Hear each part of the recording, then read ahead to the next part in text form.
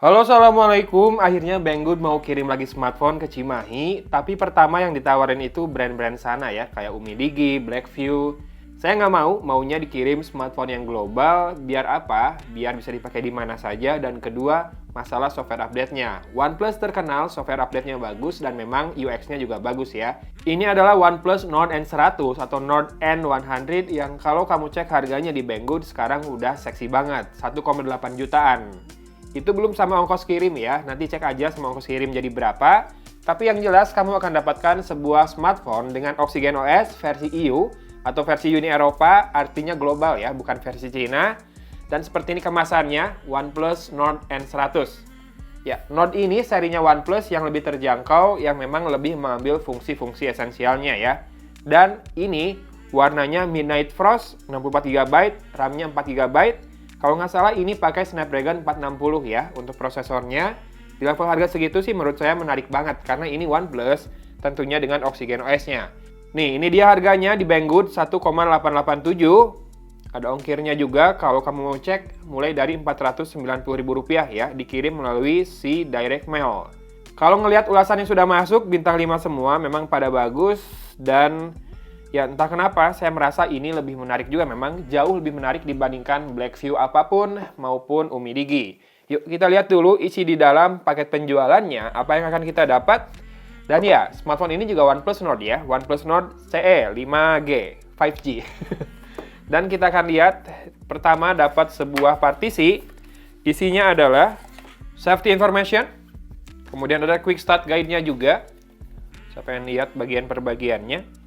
Oke, ini sisi belakangnya masih ada fingerprint scanner-nya ya di punggung ya. Dan ada highest SAR value. Oh, nggak dapat ini ya. Nggak dapat stiker.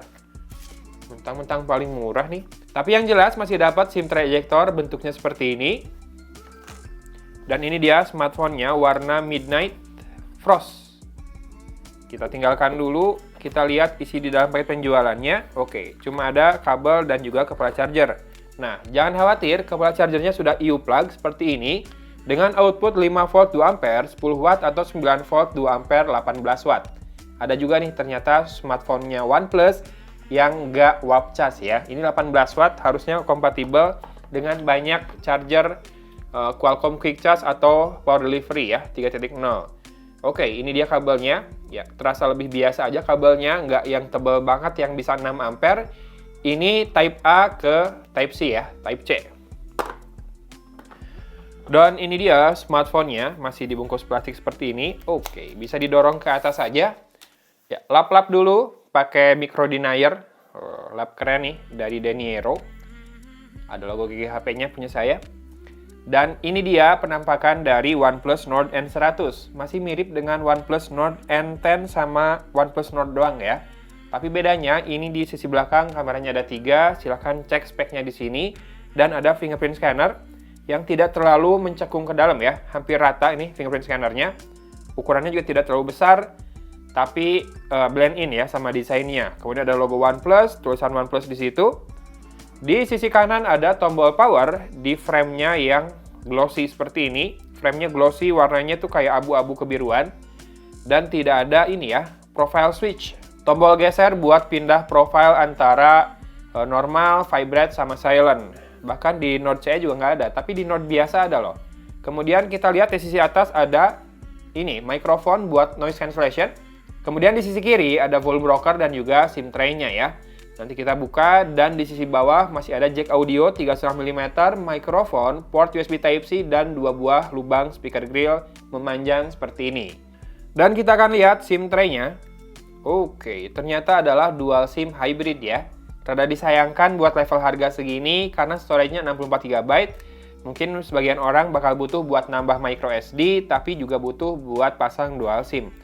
Tapi ya karena ini hybrid, jadinya harus pilih salah satu mungkin ya. A few moments later.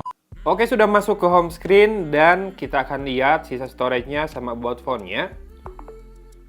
Oke, silau nggak sih di warna putih kayak gini? Kalau silau saya akan coba nyalakan dark mode kalau gitu ya. Oke, di sini masih pakai tema ya dark mode-nya. Jadi bukan ada mode terpisah tapi dari pilihan tema. Dan ada sistem update sepertinya nih. Oxygen OS saat ini masih versi 10.5.2. Checking for updates dan dapat, oh ini naik ke Android 11 kayak ini, Oxygen OS 11 2,4 GB. Ya updated to Oxygen OS 11 version dan naik security patch-nya ke Juni 2021. Kayaknya langsung loncat ya ke yang terakhir, nggak incremental. Tapi sebelum itu kita akan lihat dulu about phone-nya. Ya betul, prosesornya Snapdragon 460. Oh ya, layarnya ini 90 Hz ya. Kemudian memorinya 64 GB, ROM-nya, RAM-nya 4 GB, kameranya 13+2+2 di belakang. Dan layarnya 90 Hz, tapi ternyata 6,52 inchinya itu hanya HD Plus ya resolusinya. Dari tadi saya nggak ngerasa loh, kayak yang tajam-tajam aja. Kemudian kita akan lihat, storage. Ini Android-nya Android 10, security patch levelnya masih di Oktober 2020, tapi sudah ada sistem update kan barusan. Sekarang kita lihat storage. 46,26 GB free-nya, kepake 17,74 GB. Gede banget ya. Iya, buat 64 GB, 17,74 GB itu gede banget, 28%. Dan buat kameranya juga sebetulnya pasti ada tambahan fitur atau perubahan sih di Android 11. Oke, ada zoom. Tapi zoomnya digital kayaknya oke. Ada macro lens, video. 13:22 ya, berarti wide, makro sama depth, nggak ada ultra wide ini. Iya, sayang sekali ya. Video, foto, portrait, dan more. Makro, panorama, timelapse, sama pro. Pro-nya lengkap, ada ISO-nya dari 100 sampai dengan 6400. Shutter speed dari 1/8000 sampai dengan 32 detik, lengkap juga dan range-nya luas ya. Kemudian white balance, kemudian ini adalah fokus manual, serta exposure compensation. Oke, lengkap manual mode-nya. Buat video, perekamannya resolusinya maksimal di sini milihnya masih ya. 1080p, Full HD, dan nggak bisa pilih frame rate, jadi 30 fps semuanya. Karena mungkin dari SoC-nya juga tidak terlalu yang kenceng-kenceng banget ya, jadi maksimal segini. Full HD, 30 fps, depan belakang. Dan yang paling disayangkan sih nggak ada ultra wide ya. Tapi buat level harganya, dapat OnePlus dengan Oxygen OS yang update. Ini sih worth it banget. Good deal lah buat ukuran di Banggood. Ada handphone 1,8 jutaan, 464 memorinya, kemudian layarnya 90 Hz walaupun HD+, Snapdragon 460. Nanti kita cek buat performanya. Tapi yang jelas ini pakai Oxygen OS. Itu yang bikin appealing banget ya, atau menarik banget smartphone ini buat dicoba. Jadi kalau kamu misalkan penasaran, pengen coba beli di Banggood smartphone ini, karena ini saya cari di marketplace lokal itu jarang yang jual. Kalaupun ada, kayaknya pre-order berapa hari gitu ya, sebulan mungkin. Jadi kalau di Banggood, katanya ready dalam 24 jam dikirim, biasanya pengiriman sekitar seminggu atau kurang ya. Kalau kemarin saya sampai ke rumah dikirim pakai Ninja Express. Nah, kalau kamu belum tahu nanti, mungkin pakai Pak Pos ya.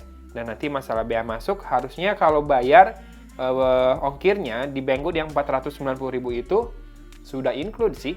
Segitu aja ongkirnya udah mahal kan. Biasanya itu udah masuk sama bea masuknya, udah include ya. Dan nanti di video review akan saya bahas masalah jaringannya juga. Apakah bisa connect ke jaringan di Indonesia dan apa saja yang bisa connect, nanti kita bahas di video reviewnya. Jangan lupa nyalakan lonceng notifikasinya biar nggak ketinggalan video reviewnya nanti. Terima kasih sudah menyimak dan terima kasih Banggood sudah kirim smartphone ini ke Cimahi. Jangan lupa bersyukur biar harimu lebih menyenangkan dan juga berbahagia. Dari kota Cimahi, Gon pamit undur diri. Wassalamualaikum warahmatullahi wabarakatuh.